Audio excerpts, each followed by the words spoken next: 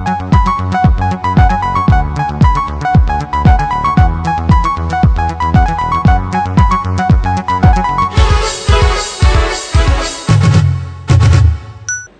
Headlines India के Hindi bulletin में आपका स्वागत है। मैं हूं तुषार। आइए नजर डालते हैं आज के मुख्य खबरों की ओर।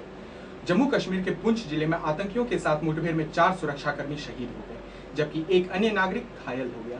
सुरनकोट के एसडीपीओ परवीत सिंह ने बताया कि खुफिया सूचना मिलने के बाद सेना और पुलिस ने तरावली वन क्षेत्र को रविवार रात घेर लिया और इलाके की तलाशी शुरू की। उन्होंने कहा कि तलाशी अभियान के दौरान आतंकियों ने गोलीबारी शुरू कर दी। सुरक्षा बलों ने भी जवाबी कार्रवाई की। गोलीबारी में सेना के 2 जवान समेत 4 सुरक्षाकर्मी शहीद हो गए। रेल मंत्री लालू यादव ने आज यूपीए की अध्यक्ष सोनिया गांधी से मुलाकात कर राजधानी में हुए सिलसिलेवार बम विस्फोट के मामले में कड़ी कार्रवाई करने की मांग की और गृह मंत्रालय की अक्षमता पर क्षोभ व्यक्त किया। यादव ने बम विस्फोट पर गहरी चिंता व्यक्त करते हुए इस मामले पर सर्वदलीय बैठक तथा मंत्रिमंडल की विशेष बैठक बुलाने की मांग की। राष्ट्रपति भवन में कल से राज्यपालों की 2 दिवसीय सम्मेलन शुरू होगा। इस 42वें सम्मेलन की अध्यक्षता राष्ट्रपति प्रतिभा पाटिल करेंगी। सम्मेलन में आंतरिक सुरक्षा पर खास चर्चा होगी। वक्त है एक ब्रेक का, पर ब्रेक के बाद बाकी है दिल्ली ब्लास्ट पर मुख्य खबर।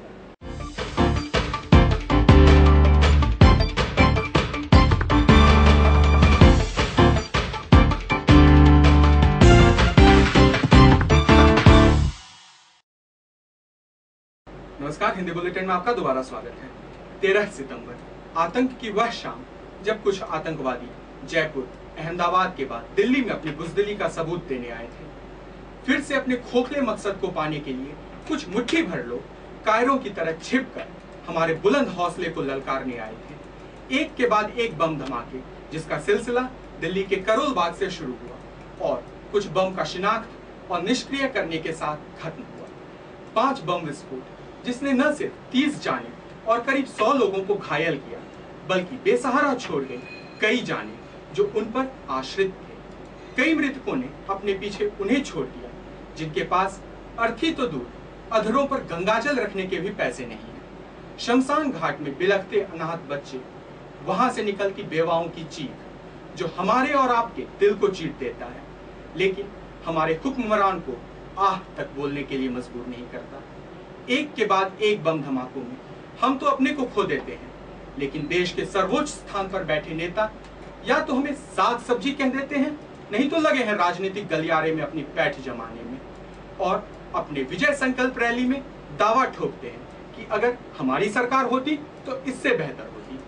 संसद में बैठे कई प्रतिनिधि एयर कंडीशन कमरे में बैठकर लगे हैं हमें समझाने सॉइल बॉर्न टेररिज्म और क्रॉस बॉर्डर टेररिज्म के बीच का अंतर। अगर कोई लग्जरी कार से बाहर आता है तो 3 घंटे के अंदर 3 बार अपनी पोशाक बदल डालता है और सोचता है कहीं कोई मौत की छींट उसके दामन पर तो नहीं। वे अपने सूट इतने बदलते हैं, लेकिन हर एक बम धमाके के बाद उनका वक्तव्य एक ही रहता है, मानो किसी टेप रिकॉर्डर में लगा कैसेट को बस प्ले करना है। इसमें कोई शक नहीं कि दिल्ली पुलिस ने 4 बम निष्क्रिय कर कई जानें बचाई। कुछ चश्मदीद के बयानों के आधार पर कयामुद्दीन और अब्दुल सुभान नाम का स्केच भी जारी किया, पर उस वक्त क्या जब वे राजनीतिक दबाव में आकर पंगु हो जाते हैं और हमारे सुरक्षा एजेंसी जैसे इंटेलिजेंस ब्यूरो के बताने के बावजूद वे अक्षम हो जाते हैं। बहरहाल ये सब जो है वो तो है ही, जो हमने और आपने अहमदाबाद, जयपुर और अब दिल्ली में बम धमाकों के रूप में देखा।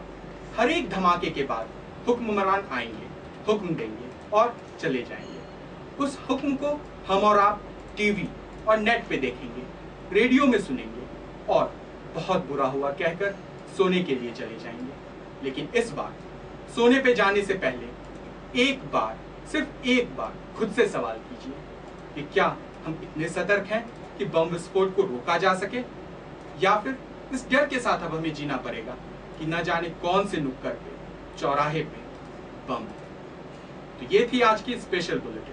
पर बाकी की खबरों के लिए आप हमारी वेबसाइट headlinesindia.com पर लॉग इन कर सकते हैं। नमस्कार।